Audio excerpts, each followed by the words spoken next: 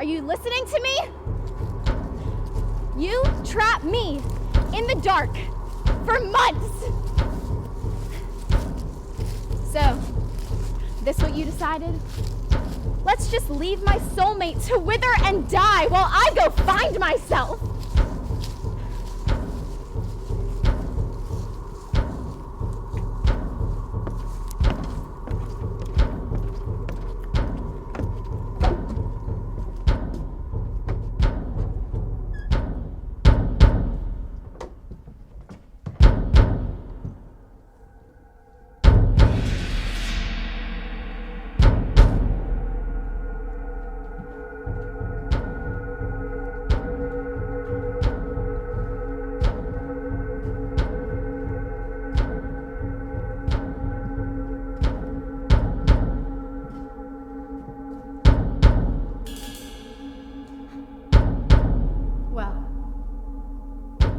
I can't do the same thing to you. The breeze seems to have a bit of a hum to it, doesn't it? Like a lullaby. Or, wait. Two little birdies splashing in their pond, chipper and a chirping, all their problems gone. You remember that, Belle? Our song. Two little birdies splashing in their pond, chipper and chirping, all their problems gone! And that's where she gets caught. So then, the psycho wrangles her up with some rope that she found in the shed. And this is where she knows she's trapped. Inside now. So let's get one thing straight. Of course. You're under the impression that you can walk up the steps of my building and look me in the eyes with the audacity to pitch me a movie? Well, I think you misunderstood what I was trying to convey. You see, by making Belle and this other woman ex-lovers, it creates this dynamic with many possibilities. So they're lovers now? Well, I mean, yeah, I think. Geez, I don't know, boss. He seems to be flapping all over the place, if you ask me. Look, I know it's only your second day. Excuse me. Right, my apologies. Please continue.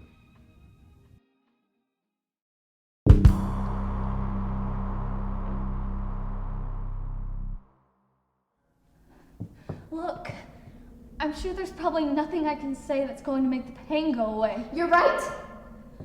There's nothing.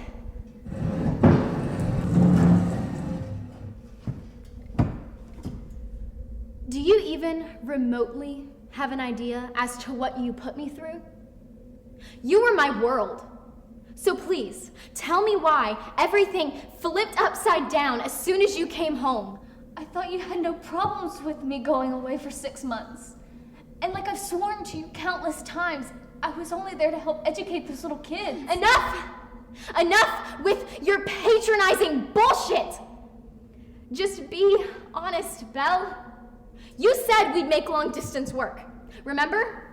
But no, you had to ruin what was once a good thing. So there's no point in lying to me anymore. What? Say something. I can't say anything. I want to, but I can't, and that's the fucking problem. That's always been the problem. You scare people out of their beliefs and opinions and never let them say what they need to say. Well, then what is it that you're trying to say? What happened? What was so terrible that caused the world to crumble at my expense? You could never imagine, could you? We had it all, Belle. We gave each other power. We could be whoever we wanted to be. I remember you used to make my mouth hurt from smiling so much. And the way you... Sorry to interrupt, Mr. Lawson, but how would you like your coffee this morning? I'll take mine as black as dirt. Dick, dirt isn't black. Oh, really now? And who gave you permission to call me by my first name? Sorry, Mr. Lawson. That's what I thought. Now let's work on obeying that line we talked about. All right. Can I get you anything else? Yes, dear. I'll take mine with cream and 2 sugars. And whip that up in the biggest cup of joe you got, okay? I'll have that out right away. Mr. Morrison, is it? Oh, please. Gary. Right, Gary. How do I put this? There's too much talking. You know, Nick and Claire have 5th period biology together, and they don't want to go spend their first day seeing a movie where all that the characters do is go blah, blah, blah for 90 minutes. Audiences want violence and shattered glass and a sympathetic cancer kid, not some baffled relationship that promotes LGBT rights. They just want to go out with a bang. Think of it like your story is a football game, and it's 4th down, and you need to call an audible really quick, or else the other team is going to steal the... Whenever you're ready.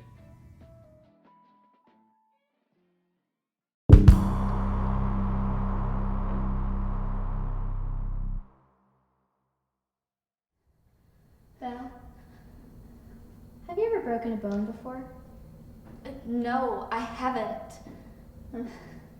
Well, it's different for everyone. Do you remember in the 7th grade when I broke my hand while riding our bikes down East Street? Yeah, you were going like 25 when a speed bump caught you off guard.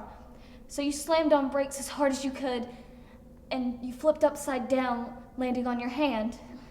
I was so childish, so naive. It felt like a million needles rushing into my bloodstream all at once. And for the next 3 weeks, it looked like there was a giant egg underneath my skin. What does this have to do with... Now, sometimes bone fractures can hurt a lot more. Like the sharpest pain you could ever imagine. First, of course, you hear a loud pop! And then comes that churning feeling you get in your stomach when it hurts real bad. My uncle once described it like someone had pushed a metal rod into his heart as hard as they could, but didn't let go. Okay, I see what you're trying to say. Do you? Do you? Loving you was my life.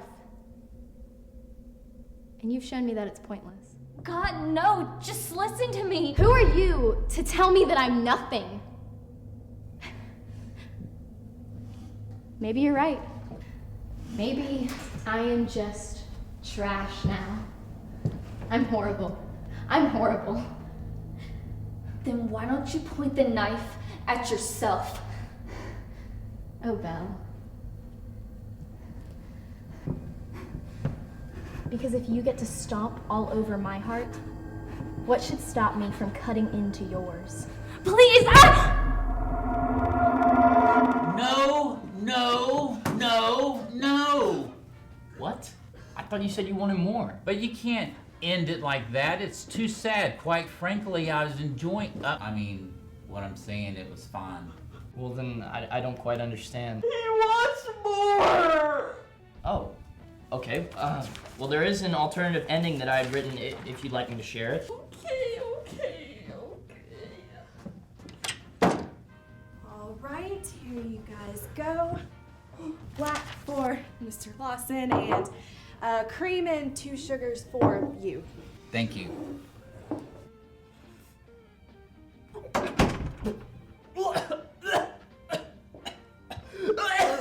Look, I know you're just riddled with the plague, but could you please die a little bit more quietly? I think there's a lobster in my coffee. Well, I wouldn't be surprised. That thing's the size of the Atlantic Ocean.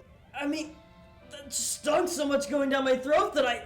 Listen, there's nothing wrong with your coffee. It's just hot. Remember patience? One of the 7 P's that we talked about? Clearly, Gary, you proved yourself to be a valuable writer, but I've been around the rodeo enough times to know that this is not a complete work. So let's just hear you out. Explain your pitch. Absolutely. We'll have to backtrack a little bit, though. Let me see.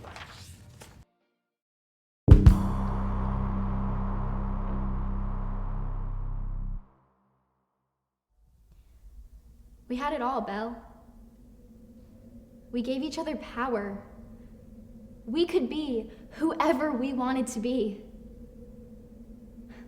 I remember you used to make my mouth hurt from smiling so much. I had more love invested in you than I knew what to do with. Then for once, I need you to let me explain myself. Oh, so now I deserve to know? Yes, you always did. It's just, I didn't want to hurt you more than I already had.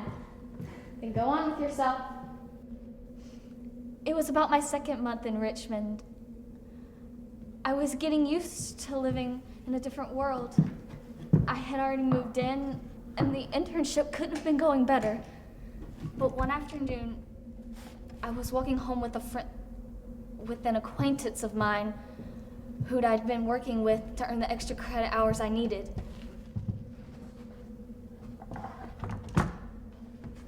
I'm sorry, what are you doing? Nothing. Okay, but it's just a little hard to concentrate when you're... Don't you just love woodwork? When I was 11, my daddy taught me how to work a power drill. What are you making? Hey, what are you making? Just a home for one of us to live in.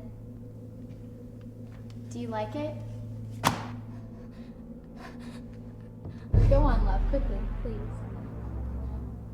Well, after we ate, we went back to his place for a drink. He said he liked the smell of my hair. I said thank you, but I warned him that I only liked girls. He said it didn't matter. The room felt really awkward, but then he grabbed me by my throat. He threw me onto his couch and he ripped my pants off. So I screamed. I screamed louder than I ever thought I could. And then it happened. You never think it will, though. But that's what's funny about it. It actually did. Belle, There was nothing I could do. I wasn't going to walk around the streets of Richmond being the girl who got raped. I didn't want to be that person. But later, I found out that I wasn't alone. He'd done the same thing to 2 girls the previous year. But the last week of my training, I woke up to a news alert on my phone saying he had killed himself. So I came home feeling like I was the reason that someone died. I wasn't in the position to tell you, and I'm so sorry, because I know I should have. But just look at you. Do you ever see yourself? It's not who I ever wanted. I wanted comfort and optimism, not manipulation, not your pity. So if this is what you want, then do it. Let me bleed out all over you until my eyes roll into the back of my head because I was the unfair one.